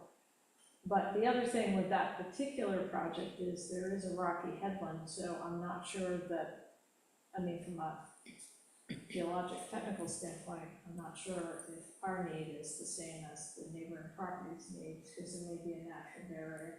So that one may, you know, may benefit from a technical look on the town's behalf. So those, you know, there's a lot there, but I just, I think we should be systematic about it. I do think GP cog could be a very, very helpful in this process, so. Anyway, so I think I will take it on my list of things to do. We do have a couple meetings in the process of being set up, and then I think we could talk to Loren about maybe having Emma provide some expertise for us, because I think that's exactly in her wheelhouse, so. And I have my own opinions, but I think the board needs to decide as a board. And I don't want to be driving that opinion, so. Okay. So do you feel like you can respond to them in a generic way, or sort of along the lines of some things we've discussed? Yeah. Okay. So the only other business slash communication that I want to mention is, and this is kind of a little and a lot. So we received another public notice from Sand and Gravel for a NERPA to be filed on or around November 14th, 2025. It's for 23 Central Landing, and it's relocating an existing wastewater treatment tank to the other side of the house. And so we have started receiving these a lot. And sometimes they come from the contractor, sometimes they come from the state, sometimes they come in an envelope, and we don't know who they're coming from. And so Loren was so willingly to take this task on. She's gone through and created an Excel document from looking at the state and what's been submitted to them. And she now has it in her calendar every 2 weeks to go in and to look to see if there are any updated ones. Once we really compile, we have it in an Excel document, but what I want to do is I want to try to be able to compile it in a way that we can put it on the code enforcement officer page, because what this is it's work that's going to DEP first for DEP approval, but most of these projects are gonna come back to the town, whether it's CEO, whether it's the planning board, whether it's Board of Adjustment Appeals, based on what the projects are and what DEP decides, they're gonna fall back on the town's responsibility. And the better we know and understand what those projects are, and possibly even which board they're going to be delegated to, the better we can prepare and react more proactively than reactively. And so this is just an example of another one. It almost seems like, I think the last couple of meetings, maybe I've mentioned of a couple of them. And so it's, another public notice, but we are trying to come up with some kind of a documentation that then we can link. So then the general public, if it's so difficult for us to know what they are and how to find them, then the public has absolutely no idea what's going on around the town. And some of these projects could be passed by DEP and never even make it to the town that are then potentially happening. So this is just another way we're trying to find a way to organize it, be on top of it, but then once we have a better idea of how do I don't want to put just an Excel document on the website, but I also don't want to task somebody with updating an Excel document into a PDF every 2 weeks and then have several different documents lying around.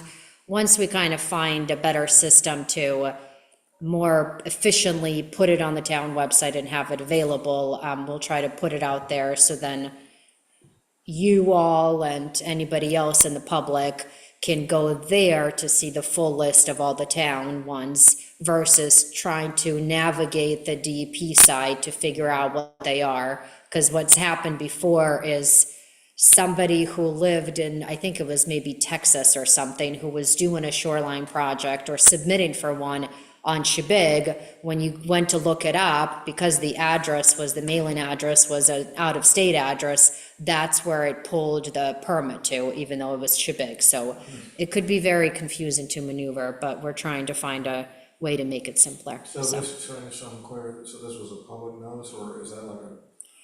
This is just, it's required by DEP, but DEP and a lot of changes they've had, how it gets sent to who is really unclear to me. And so sometimes we get notices in the municipalities, sometimes only abutters get notices. So there was some work done a while back off of South Shore Drive that the town never received any notices from DEP or the resident, but abutting residents just got a piece of paper with just one paragraph in it with no knowledge of who it came from or any, so it's very unclear. Is there any work that DEP would have to approve that we wouldn't require a permit for normally as a town? Yep.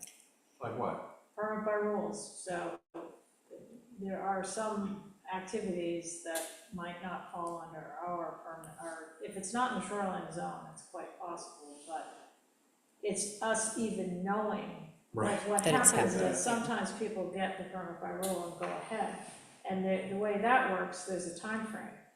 And so the other thing that's important about that is that's the time frame the public in the town could respond if they had a concern. But if we don't even know it's happening, and this has happened more than once, that time frame expires and the project's already going forward and we didn't even know it was happening.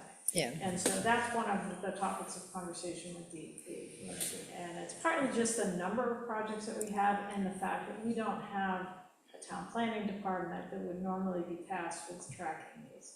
And the other thing is with a very part-time code enforcement officer, it could be that someone's dropped something off, but he doesn't have it, or, you know, we just don't know what's coming and going. I did get clarity from the DEP that it is the applicant's responsibility to notify the town. It's not the DEP's, but we don't know what we don't know. Right. Yeah. And so that's part of the conversation we'll have with him. And Yeah, and sometimes the applicant is the resident, sometimes they're an engineering firm, sometimes they're of, you know, a business on the island, so it's, yeah, and so- that's all I have. Great. So I think, does anybody else have anything other I did. other business? Yeah, Carol and I briefly talked, so, you know, we're working on just trying to summarize for our discussion at our retreat, kind of where we are with the Stone Pier project, trying to wrap my brain around it, and I have some questions that, you know, I'd like to forward on to GI to add questions just to ask, not like, you know, let's change something, but just, and so Carol suggested that I draft those questions for you and then you would be the person to send Yeah. them to them. Yeah, Is that absolutely. fine? Okay, so I'll work on that. I mean, it's not, No, I think it's good though, in a way, to have Earhart asking some of these questions like, well, how many parking spaces? And I'm like, I don't know, I mean, because that was not my task. So I think it's good to go, you know, but at the same time, I think that sort of the flow of, when the contractors start getting questions from select board members, they can get confused. So I think just having a process is good. okay, so I'll be getting that to you fairly soon. Yep, perfect. So, and I think Earhart, just while we're on the topic, we talked about the fact that we probably want to check in maybe on a monthly basis with GEI on the Stone Pier in particular, just to make sure, because I think one thing we want to decide, maybe as we talked about with the budget process by the end of the year or early, as part of this whole capital planning process, what projects are we going to try to bring forward into the next fiscal year, to implement, and so what has to go to, town meeting. And so I think we need to make that decision pretty much by the end of the year, so we need to make sure we're gonna have our ducks in a row for the different contractors that are working on. We have several potential projects, I don't think we could possibly do them all, so which ones are gonna fly? And which ones are the board's priority to fly, and what are they gonna cost, so that we can kind of figure those out. So I think, in part, just keeping in touch with GEI on the number of projects they're working on is beneficial to, I myself know, and the business, like, the clients that ask questions, then you're on top of it, and if no one's bothering you, they might fall to the bottom of the pile, so. It's a good strategy. Any other things on your other deal? Anything else? Okay. Communications. Anybody have any communications they want to share? Well, I can share this because my wife came home and shared it with me. So she got cornered on the boat. So, you know, guilty by association, I guess, I don't know. So it was about somebody who was fairly lit up about hearing that we want to bring more families on the island, and where are we supposed to park those people? And that we already don't have enough parking, over Cousins and on the summers up at the upper lot, and so, all these parking issues, I mean, clearly people, we need to attend to them as we can, but also be kind of ready for being cornered on the boat, maybe getting thrown overboard. I don't know, that happened today. Okay. And I explained to her, I said, well, that's, meeting pending with CTC to discuss those kinds of things. She should be reading a book at all times. Yeah. Well, maybe social media comes in handy some of the time, just be stuck on your phone, but much as I hate to see that. Service isn't good enough on the boat for social media. But they don't know that. Right? And I guess I have another communication to share, and I will forward it to the board, but just to give you sort of a brief synopsis, and it's an email that Vika and I got from a property owner on South Shore Drive expressing their frustration with the lack of urgency on that project, and kind of like, keep it simple, we can just build this thing, and I don't wanna paraphrase it in tonight's meeting, but I'll share it with you, but it does kind of inform my concern about being careful how we move forward on these, so that we don't send mixed messages to property owners, and that we treat everybody equally and fairly.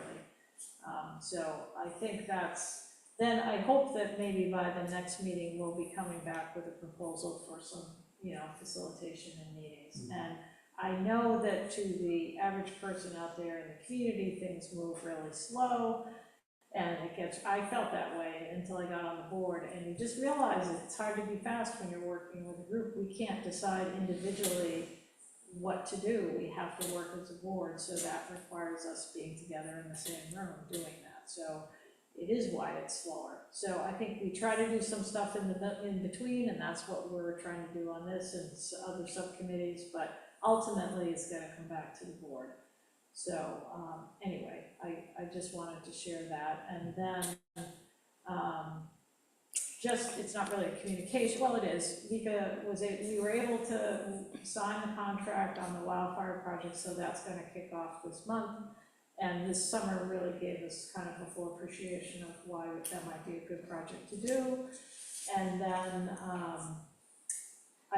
it's interesting, I've heard from a couple community members and contractors about the main infrastructure fund. The grants open up in January, and it will be open for about a month, and it should be gonna apply for the Stone Pier. So it's nice people are watching it. So I do think that's one of the things I'd like to try to access, and so that does affect the timing. And we actually have one of the grants right now. It's paying for a portion of the design work, but there is money available for actual construction up to $2 million. So it's a big chunk of change, and it could make a difference. So I will sort of, try to maybe put that on the priority list to see if we can qualify for that.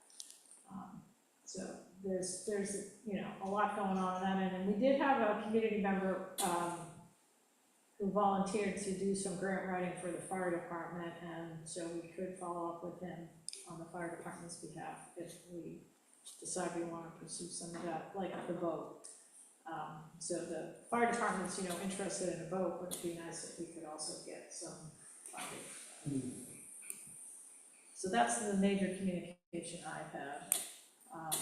But they're gone at the moment, but I think it's great how the issue at Cousins Island was handled, as a town and as CTC, and I think in my life, it's a new thing. I have not seen that in the past. So I think it's kudos to everybody involved, because I slept through the night, didn't know anything about it. It isn't like I got a bunch of phone calls, which I think in the past that really would have been what would have happened. So anyway, I think that says a lot for Jeff and CTC, and Vika's had some good discussions with CTC recently. So anyway. So I think the last thing here would be, to approve the minutes of October 1st. And do I have a motion on that?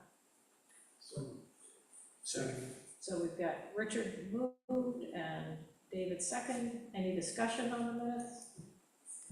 Okay, all in favor? Okay. And then anything to be placed on a future agenda? We did discuss some things tonight, which I have on my list, but anything else that people would like to discuss? Okay, so let us know if it comes up. I would say because our next meeting will be in November. So I don't know, do you have a meeting date scheduled with CTC yet? We do. November 7th, November 10th. It's within the first 2 weeks of November.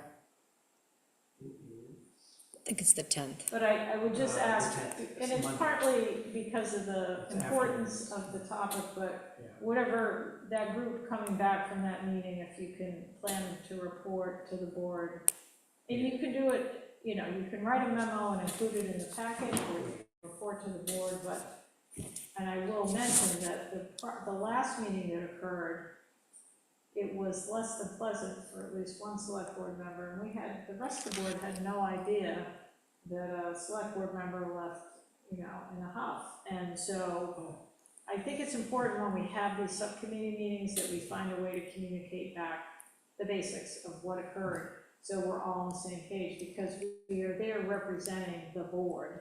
It's not just those two people. I think it would be helpful for the subcommittees to have a written report, just like with the capital discussions and the departmental discussions, having that paper trail and having that record of the progression of those meetings, I think would be really helpful. Do we as a board have an agenda for that meeting that we are all aware of? No, but I was also gonna I mention. know it is a subcommittee, but it's, I mean, these are pretty, I don't know what issues are getting discussed, but I mean, I would agree that having been on that subcommittee in the past, there was no agenda, and I think it would be important and valuable to set an agenda.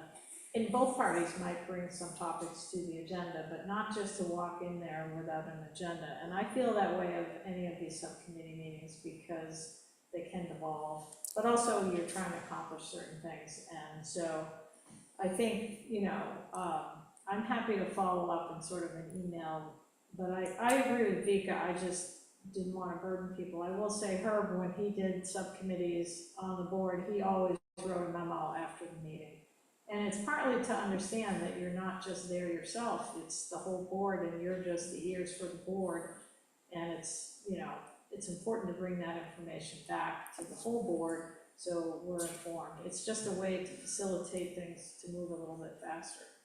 Otherwise, we'd be all meeting as boards, so. There's also a lot more subcommittees than there had been in the past, and Yeah. keeping track of it is becoming a little tedious. And I think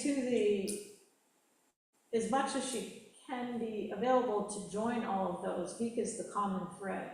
So I think in general, the town administrator should attend all of those subcommittee meetings unless it's, you know, something that's not, you know, that important. And I think, but I would, you know, I think it's important, we have Bennett's Cove, South Shore Drive, you know, CTC, I don't know. what else? Yarmouth, Yarmouth, yeah. yeah, So there's a lot of them. And we do have the joint standing committee, which hasn't met for a while and maybe doesn't need to, but that's another committee that, you know, is important. are we meeting before that November 10th meeting? Our So next our next meeting meeting? is, Yeah, so the 10th, the CTC meeting would have to be the following. yeah, that's okay. Select board's meeting on the 3rd, and so, maybe if we meet on the 10th, then I will naggle Isa and Richard to have something in writing between Wednesday and Friday Yeah, for the following agenda, so there is a fresh little update, and maybe that could send the precedent to the other subcommittees. and maybe one thing that would be helpful, and I could sick Herb on this, is and he probably had one, so to come up with a template. So, you know, kind of a memo template, like, what was the meeting, what occurred, what was discussed, who was there, and just kind of, that way you could have it for the meeting and you can fill it out in real time, and so, you know, or right afterwards, so that it's fresh in your mind, but that way everybody's just the same, and you're not having to figure out what to put in there. And I personally don't need an exhaustive description, just sort of the gist of what was discussed. Is this meeting including what we discussed relevant to CTC and the town at our retreat? I think this meeting, I don't know what the objective of this meeting is. That's kind of why I was Susan asking. called her essentially, Right. so, we're going at her request, but I think we can show up with a list of. Well, I think we should prepare an agenda before, a meeting. I can connect with Matt and we can compile with an agenda and share it with the boards to make sure that the boards are okay with it, if that helps. Yeah, and one of the things, I think, just remember, we're not gonna be making any financial commitments or decisions. It's more just to have an open dialogue. Yeah. But for example, they did their survey, I don't know what their game plan is to share those results, but. And also, I think, to express our appreciation for how they resolved the flow problem, working with, Matt did go down there at 5 in the morning, so that was nice. And taking them back so they don't have to hang around, Yeah. because like both sides, we often hear about all the complaints. All right. So I guess, can I have a motion to adjourn? Okay, all in favor? All right, done. Earhart. Was that Richard who seconded? I did. Yeah.